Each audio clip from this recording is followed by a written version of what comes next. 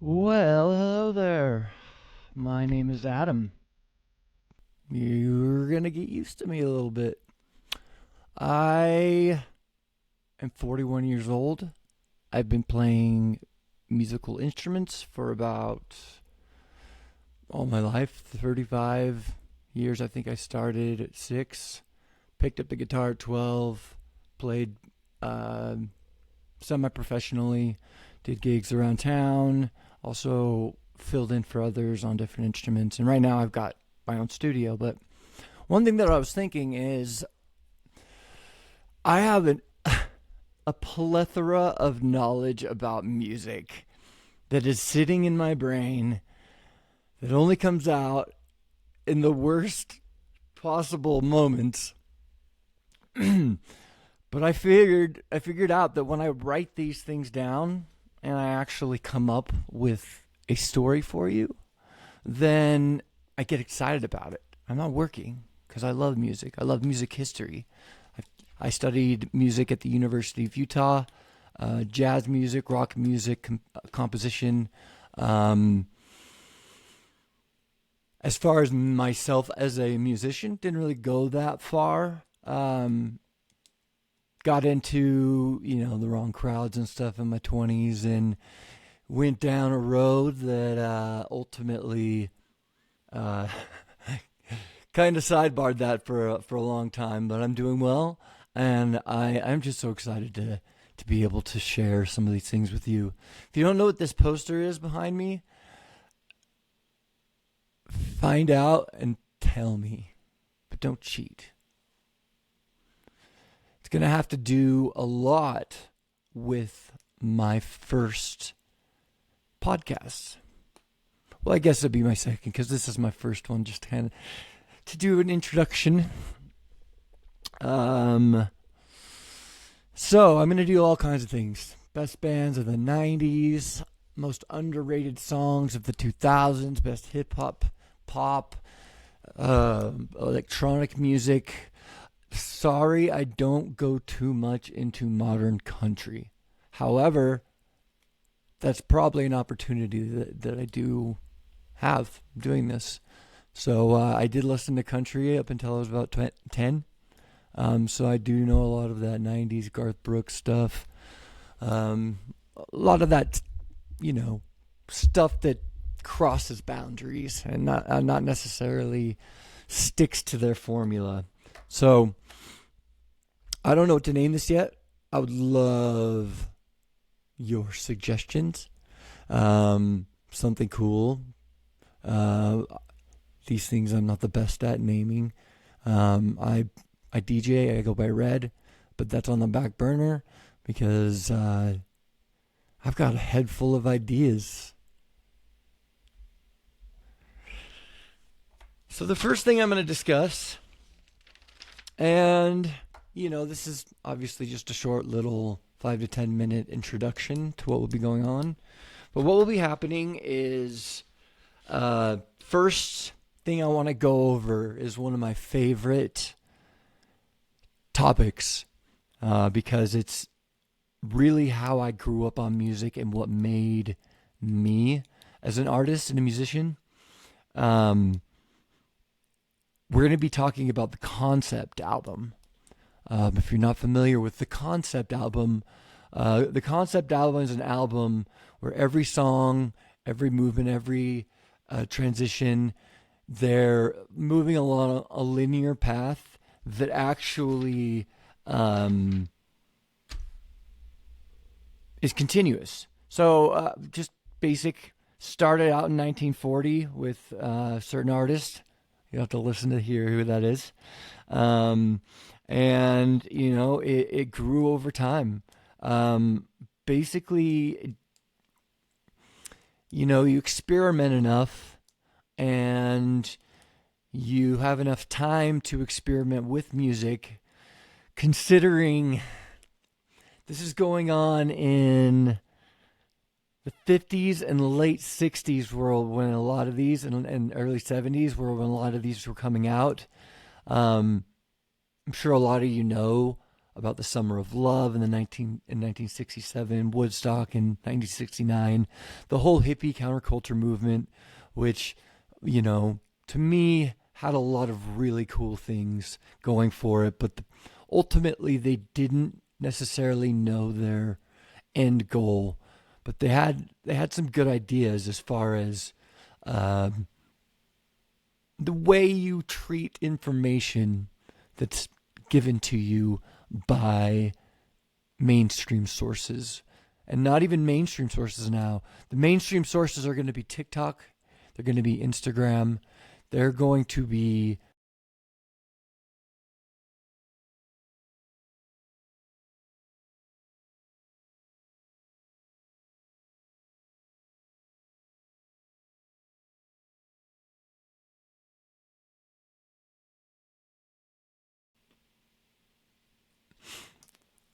I think a lot about. Um, Sorry, there was something that came up, and I'm new at this.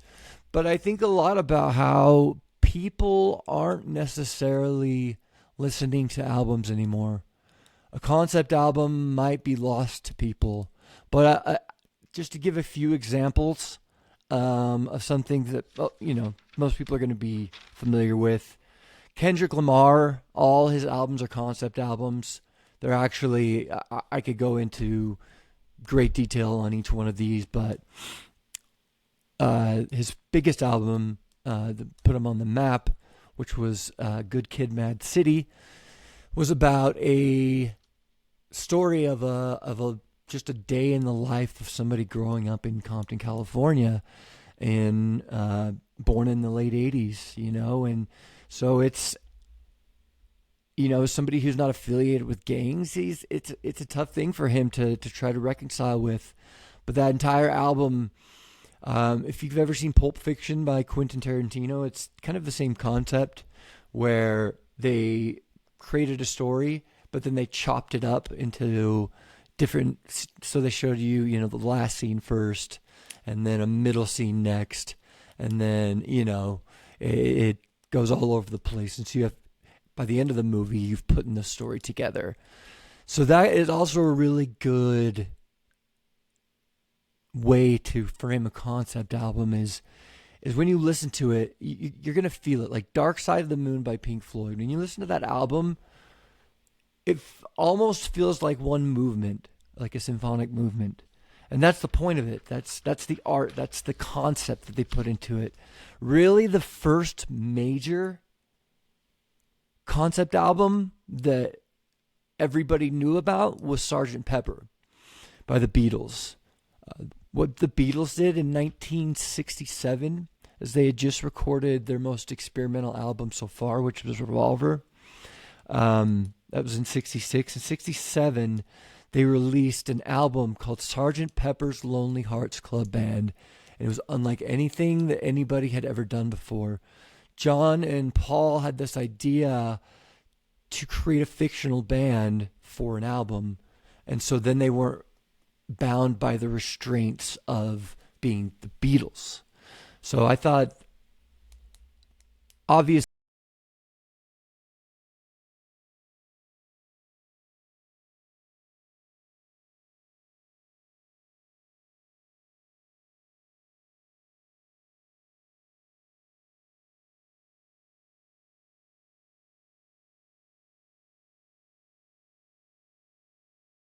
have 16 tracks. They didn't have all that crap. And so it was interesting. On some of the tracks, they'd have, George singing his part, but then also because they have 8 tracks to use so they could stack up on each other, they would have a cowbell in that same track. And maybe Ringo would be playing, or John would be playing a sitar or something. It just, they, they really found something special. But after that, it really exploded into all those bands in the 90s, or sorry, not 90s, but the 60s. So you're gonna see your Pink Floyds, Genesis, which is Phil Collins, King Crimson, which is a progressive rock band, um, Those are almost those are the groups. Yes is another band. Also, the Who. The Who actually created the rock opera. They decided to make a concept album, but in the concept album, they ended up creating a rock opera called Tommy about a blind person who learns to be a pinball wizard. And so every song talks about something, about his feelings, and so it's a cohesive movement throughout the whole thing. It's kind of hard to define what it is, but not a lot of stuff has that out coming out. The people that were releasing them, obviously Kendrick Lamar, each album he releases is like that, is a concept album. Tyler the Creator, Kanye West, he's a polarizing figure, but ultimately he is one of the most influential artists of the past 100 years when it comes to popular music. And that's something that can't really be denied when you see what he did both on the production side and how hard he had to work to make it as a solo artist. There's a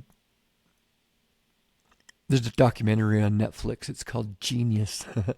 GEEN dash something. It's YUS or something. But ultimately, Kanye, he's bipolar. He's extremely mentally ill.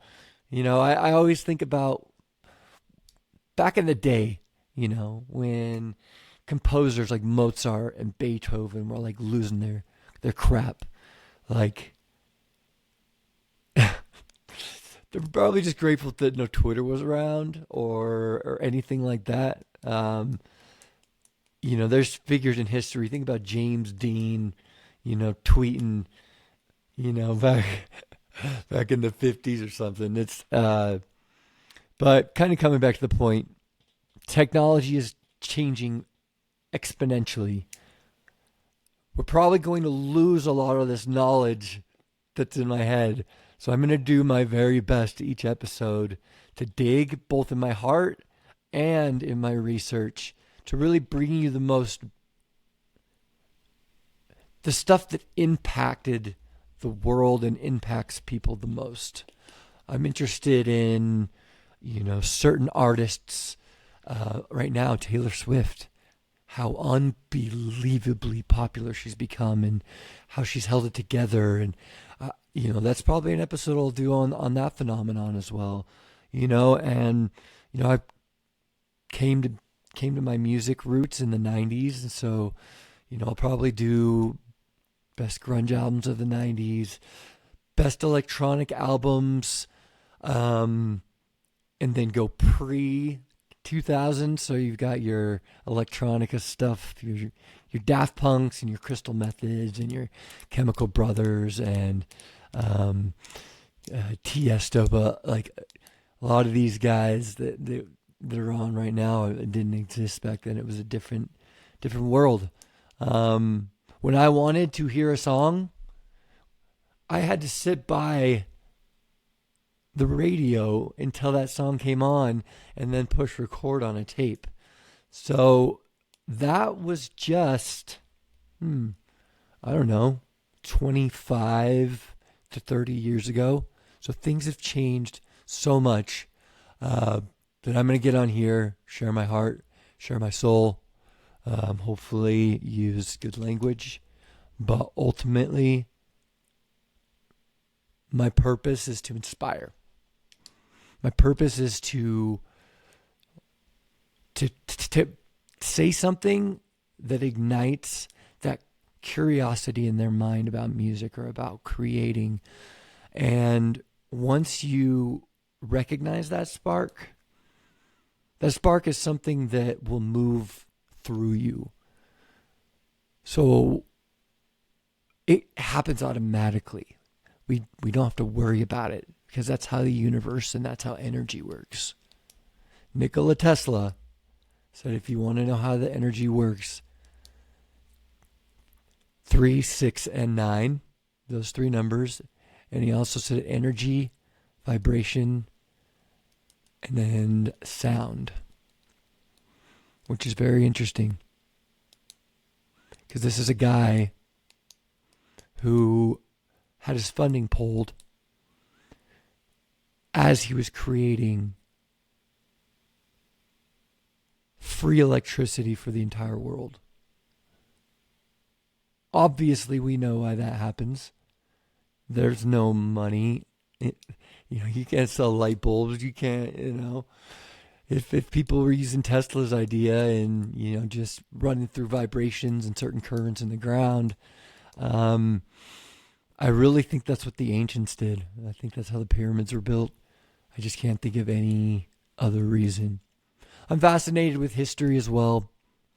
So this is a complete randomly thrown together first attempt at this. It's not even named. I don't have any cool noises or anything. It's just me sitting here telling stories. But I've been going on for 16 minutes. I need to stop. But the next time you guys see me, we'll be going. We'll be going hard.